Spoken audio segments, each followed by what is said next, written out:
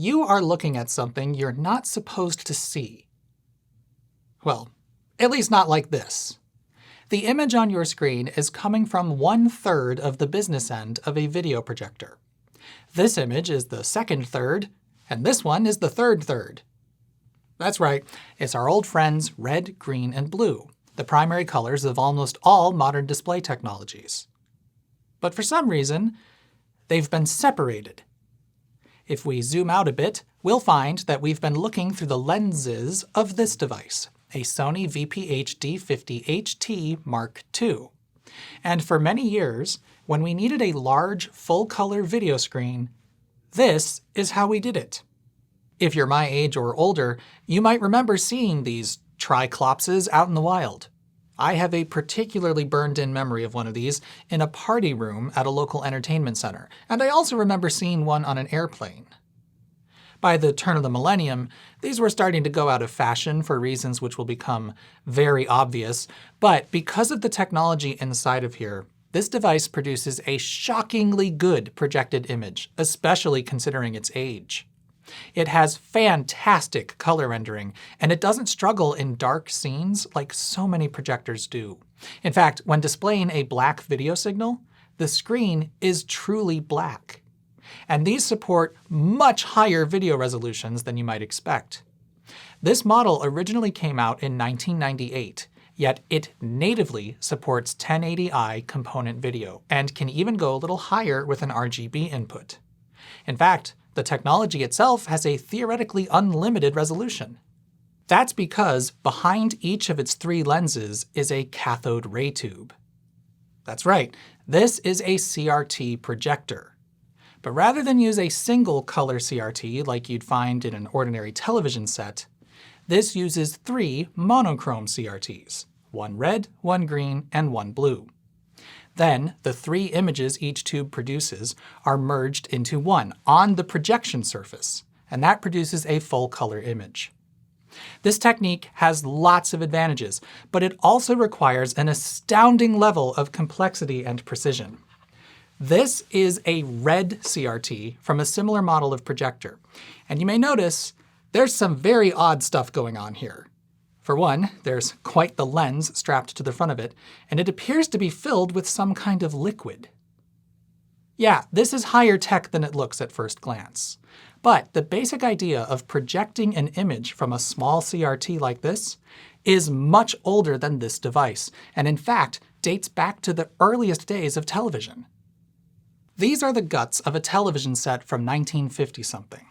And these are socks! The Technology Connection socks I let you know about in my previous video. Now, if you didn't see that, I'm not just telling you about these socks to make a quick buck. In fact, these are a collaboration between myself and the folks at Good Store. That means that all the profit that's generated from the sale of these socks is donated to charity. These socks will help Partners in Health operate the Maternal Center of Excellence in Sierra Leone. We're coming into the final days of orders being open for these, so I'm letting you know this is your last chance to get them. The Good Store team worked with independent artists and myself to design 12 Technology Connections-inspired socks. We are selling them as a prepaid subscription, meaning you only pay once, and if you choose to purchase it, you'll have a full year of delightful sock surprises arriving at your door each month starting in January. And we have a 6-month option too. The socks are shipped in flat, compostable envelopes that go through the mail as if they are a letter.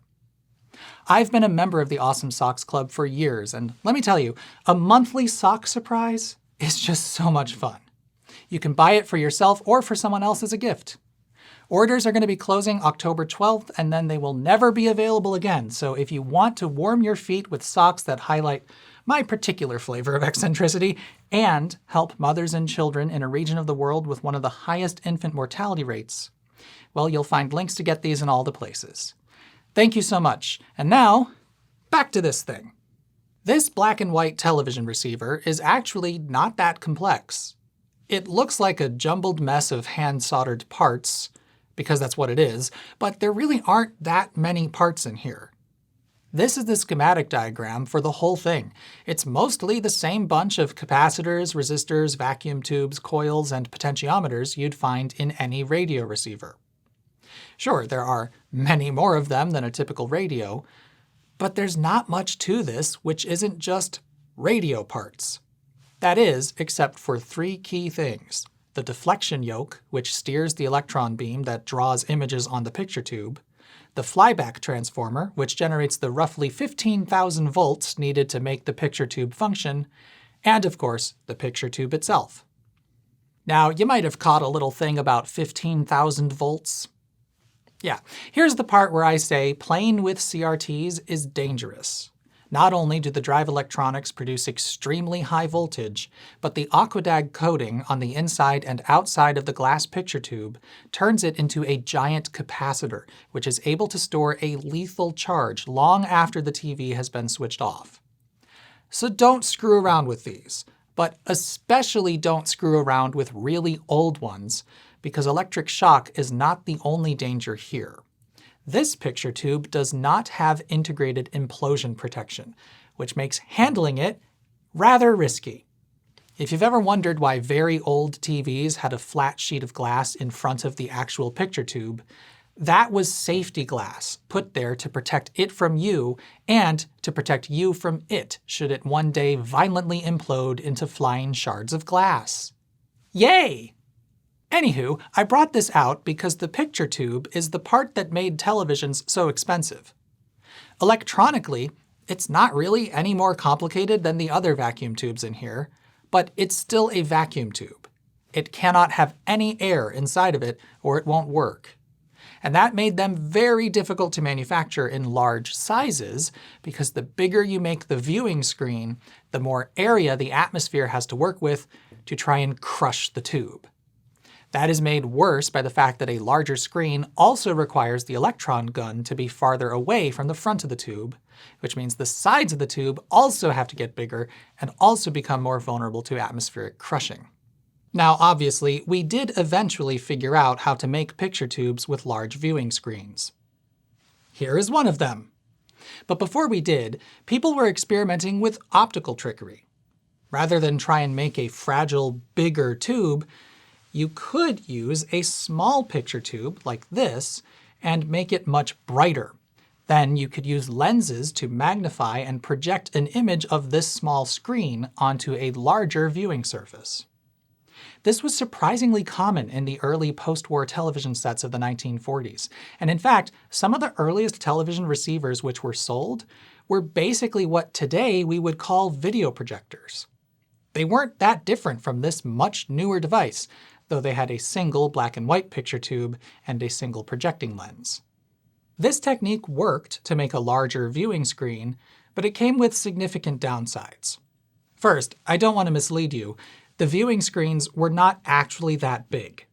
Those early projection systems should really be thought of as a way to make normal-sized TV screens cheaper. And in the spirit of cheap, the image quality wasn't that great. Rear projection systems, where the CRT was behind a translucent screen, tended to have poor contrast in the best of cases with a somewhat fuzzy image. And front projection systems required the room to be absolutely dark to see anything at all. And in both cases, the CRT needed to be driven really hard in order to produce a bright enough image to be projected, and that meant they wore out quickly and needed frequent replacement, which negated much of the savings.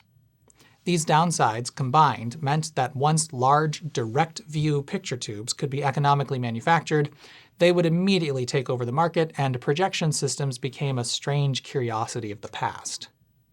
That is, until the 1970s. By then, lots had changed in the realm of television, such as color television broadcasts, and we had gotten quite good at manufacturing large CRTs for use in television sets. But consumer demand for even bigger TV sets was starting to swell. And now, those nasty physics came back to bite us. We knew how to make big CRTs, but the larger you make the screen of a CRT, the stronger the tube has to be to resist implosion. This means the glass has to get thicker as size scales up, and thus the tube becomes heavier and heavier, which presents a practical limit to the size of a television screen. And so, as often happens in 30-year cycles, what was old was suddenly new again. Video projectors and projection televisions were about to become the hot new thing. Now, unfortunately, it's not easy to trace a clean line through the history of this concept coming back into vogue. Mainly, that's because the earliest devices weren't exactly projectors, but they also weren't exactly televisions. The first company to commercialize this basic idea was called Advent, and they released the video beam in 1972. It was a very similar device to this projector, with the main difference being the arrangement of the lenses. Here they're in a single row of 3, and the video beam arranged them in a triangle. But the video beam, while it was technically a projector, required the use of a dedicated screen placed at a fixed distance from the projection unit. You could not simply plop it somewhere, point it at a wall, and focus the lenses. You needed to use its dedicated 84-inch curved monster of a projection screen. Why? Well, the images being produced by its 3 CRTs need to converge with one another in order to look like a normal full-color image on the screen. They need to perfectly overlap, and that is really hard to accomplish. Videobeam's approach was to simply calibrate their projectors in the factory and sell you the screen they did it with. No need to worry about convergence issues when you know all the variables. Eventually, other manufacturers would sell video projectors with integrated screens as extra-large televisions. You may remember the days of so-called big-screen TVs, those enormous blocky televisions which had flat plastic screens with a large base below them. That base essentially had one of these in it, pointing up at a mirror, which then reflected the images from the 3 CRTs onto the translucent viewing screen. Much like the projection TV sets of the 1940s, but with color. But this video is about a projector. This thing wasn't sold with a dedicated screen and supports screen sizes from 60 all the way up to 250 inches. That means the calibration and convergence process has to be done on-site. And would you like to see that process? Well, I hope so, because that's what I'm about to show you. And you're gonna quickly learn why these projectors got replaced as soon as decent alternatives arrived. If you look closely, you'll notice that the center green lens is pointing straight ahead, but the red and blue lenses are pointing slightly inward. This is the very first thing that you'll be adjusting. You actually have to manually change the angle of these 2 lenses to make the center of the red and blue images line up with the green image.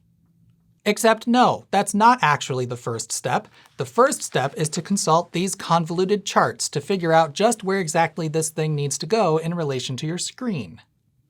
I'm not using a projection screen here, I'm just pointing it at a wall, so I can skip all that, but I promise it doesn't help very much. Once it's in position, you can remove the cover to make all the things you're about to have to adjust accessible and power it on. Since these are CRTs, they only take a few moments to produce light, but then you'll discover that the projector would like to do a 20-minute warm-up where it shows nothing but a white screen.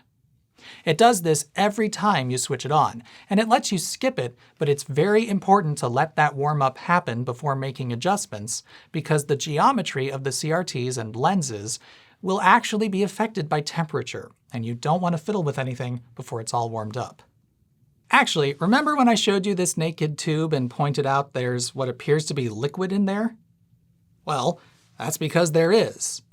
The CRTs and projectors like this, and those old-school big-screen TVs, are being driven very hard in order to get as bright as they do.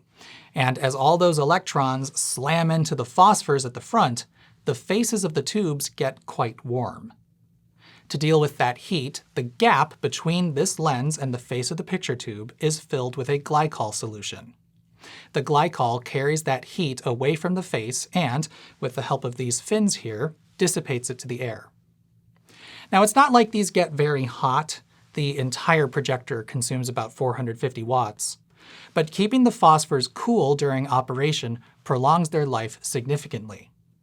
This cooling is basically what was required to make projection with CRTs possible. Unfortunately, some manufacturers weren't too careful with the preparation of this solution, and lots of these projectors suffer from mold growth in the coolant, which pretty much destroys their ability to produce a clear picture. This one, though, luckily, is perfect. And by the way, speaking of cooling, this does use cooling fans to pull air through it and cool down the tubes. And I've done a bit of movie magic on you because this has not actually been switched on while I've been filming. But I will switch it on now.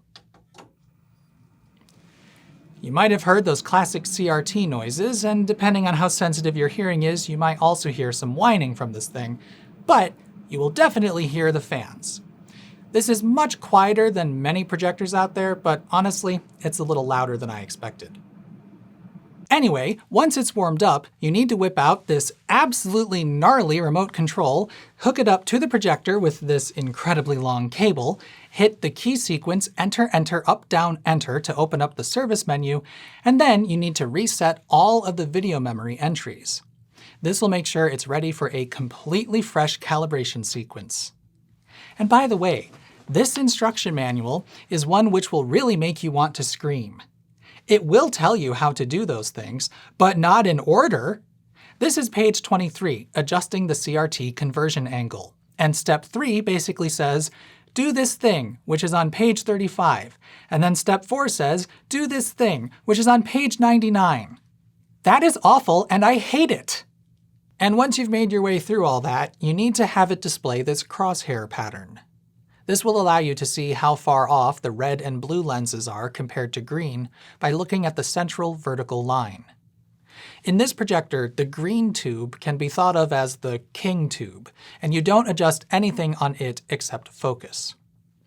Now the crosshair should be white, but right now it's a mess of red, green, and blue. By loosening these screws, I can move the red and blue lenses side to side. The goal here is to have the vertical lines drawn by each tube perfectly line up with one another so it appears as a single white line. The remote allows you to switch off each tube with the press of a button, and it's often much easier to, say, disable the blue tube when adjusting the red one, which makes the crosshair appear yellow when perfectly aligned, and then do the opposite when adjusting the blue tube. Disabling the red tube causes the crosshair to appear cyan.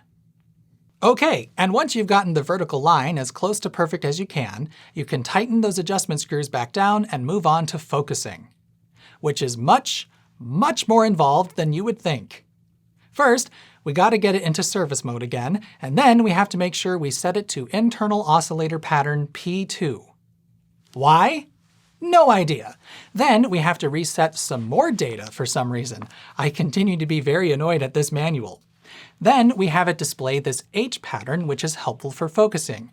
And we're going to disable the red and blue tubes, so all we see is a sea of green. And now, finally, we can adjust the focus of one of its 3 lenses. And how many focus adjustments are there for each lens? 4. Technically, there are just 2 focus adjustments per lens, but there are also 2 flapping adjustments. Flapping? Okay, so I should point out that as interesting as this concept is on its face, the optics of this system are quite impressive. Each of the CRTs has a 7-inch screen. That's not a large display size by any means, but projecting an image of something that large, and doing it with near-perfect optical clarity, is nuts! There's so much room for error when trying to make an image of such a large flat surface on another flat surface, and this has to do it 3 times.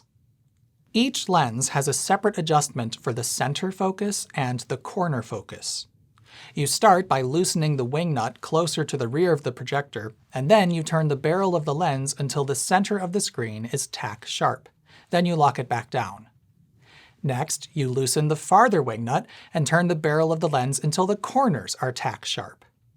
And if you discover at this point that you can't make all the corners sharp, you get them as sharp as you can and then adjust the flapping.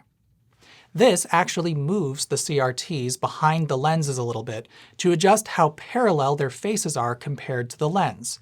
And it may be necessary to move, say, the right side of the tube just a tad bit away from the glass in order to get the entire image in focus.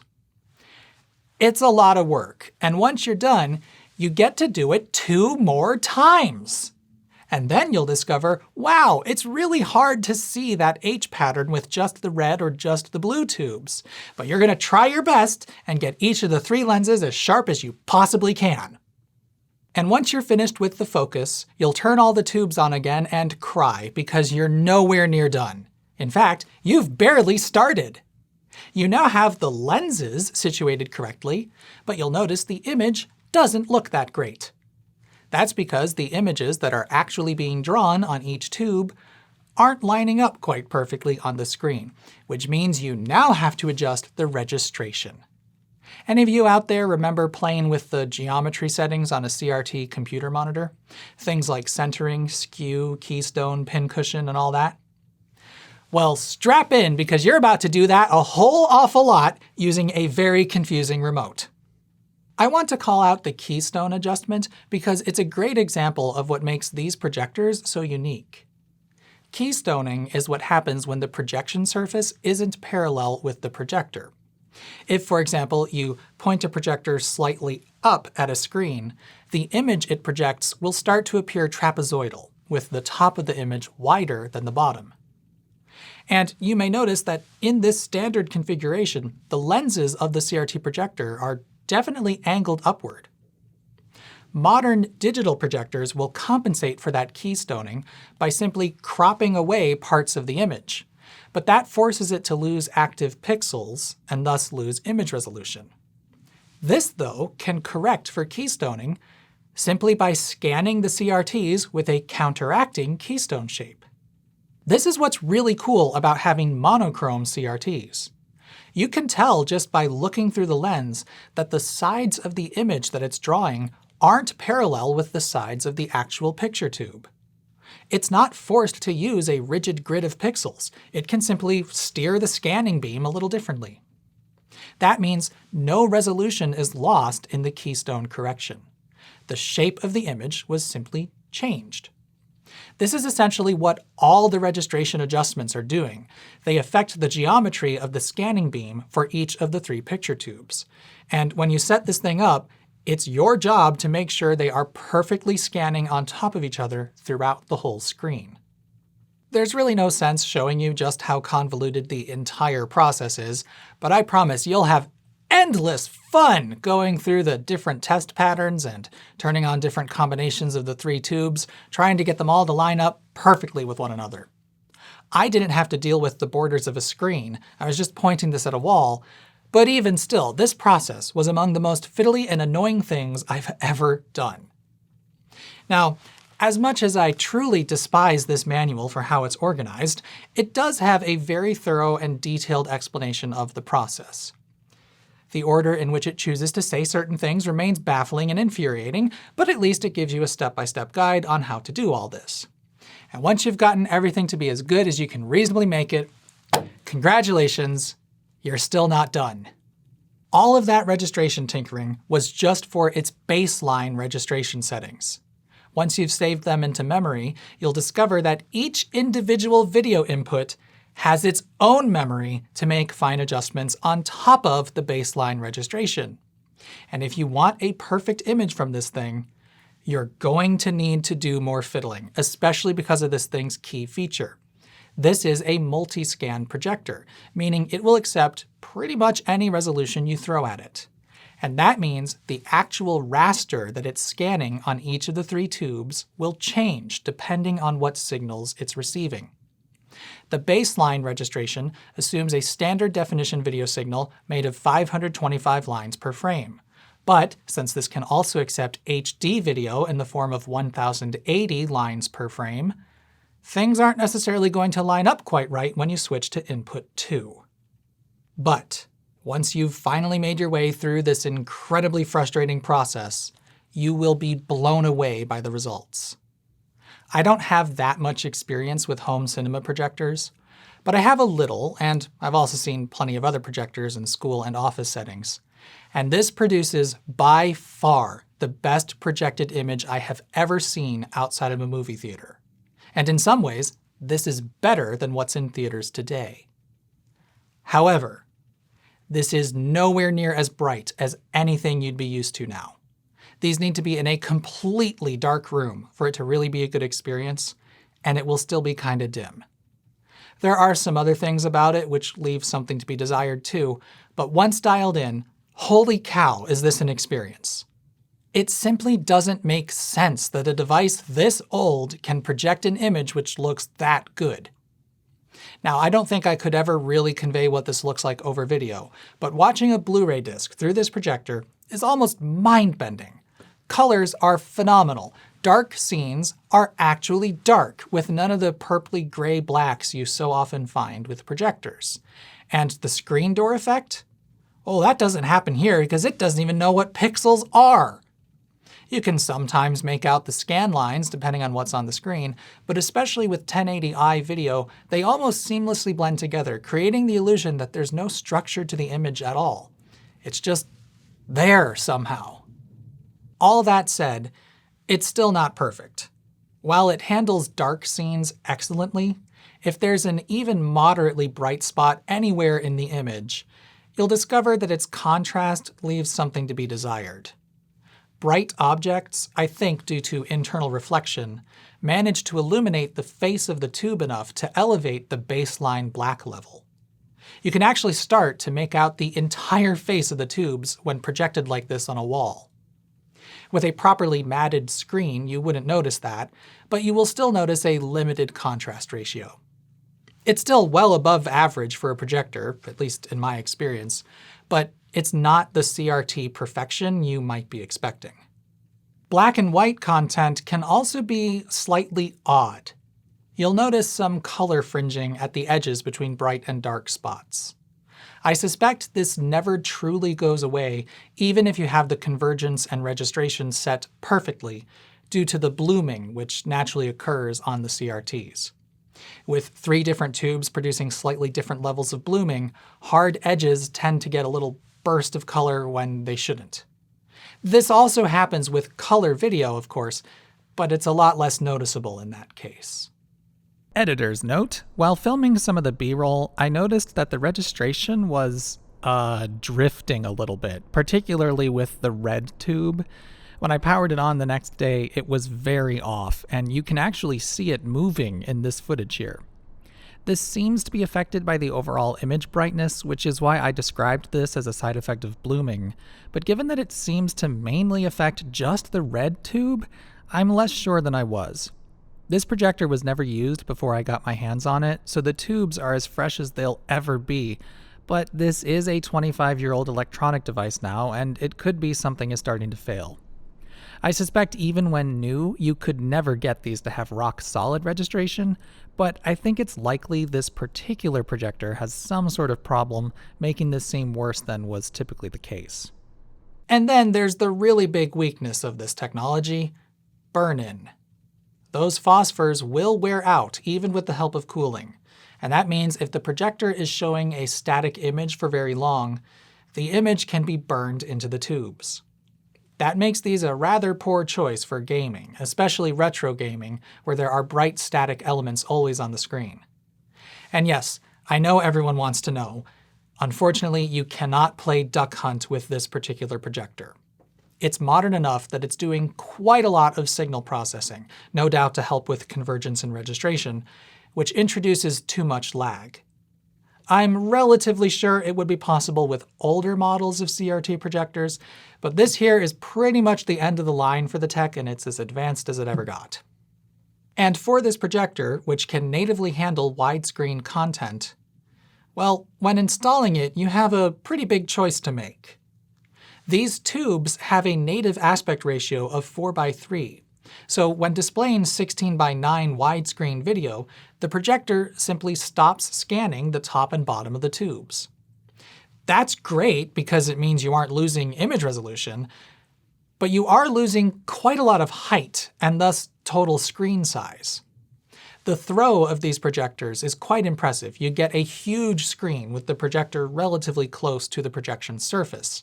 So it's not really a big deal, but if you decide to mat your screen to 16:9 and then always use the projector as if it's a modern widescreen display, in a sense, you are wasting some of the projector's potential, and even more if you end up pillar boxing 4:3 content within the 16:9 frame.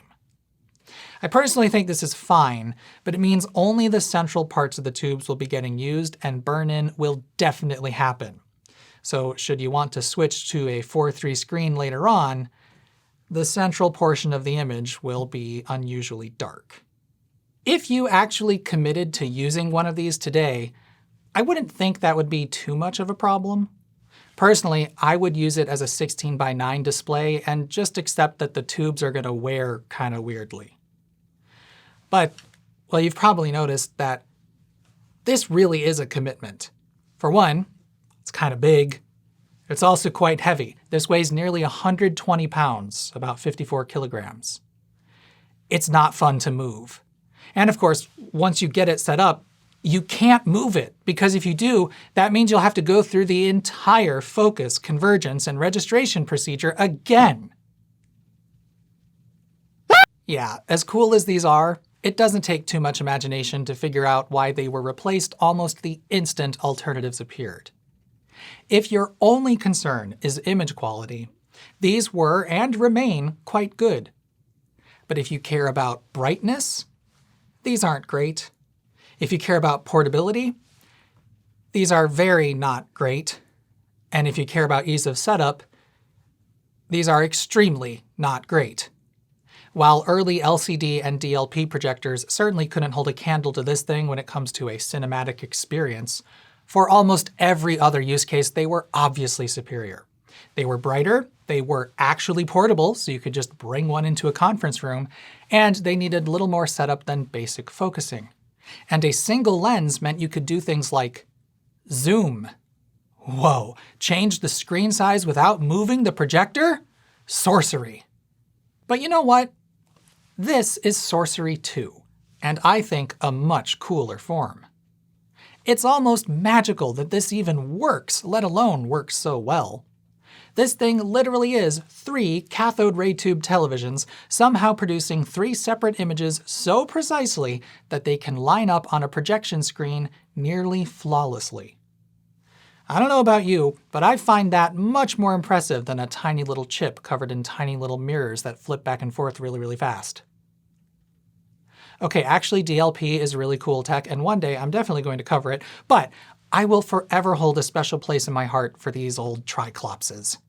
I mean, this just looks so cool, and you get some trippy effects on the screen when you stand in front of it or walk in front of the projector. I mean, that's gotta be worth at least some of the hassle. Now, I am definitely going to keep this thing, but I don't have a dedicated spot for it at home, so it's gonna remain in storage for who knows how long. Perhaps one day I'll find a good place to set it up, but it will always be something of a pain to use. It's only got analog video inputs, which means adapters and perhaps HDCP nightmares are always going to be in its future. And honestly, in 2025, projectors just don't have much of an appeal anyway. You can get really big TVs for not a lot of money these days, which look great even in brightly lit rooms. And now that I'm used to an OLED TV at home, well, it's hard to imagine actually wanting to fire this sucker up very often, but it is certainly a lot cooler than a big black rectangle hanging on the wall.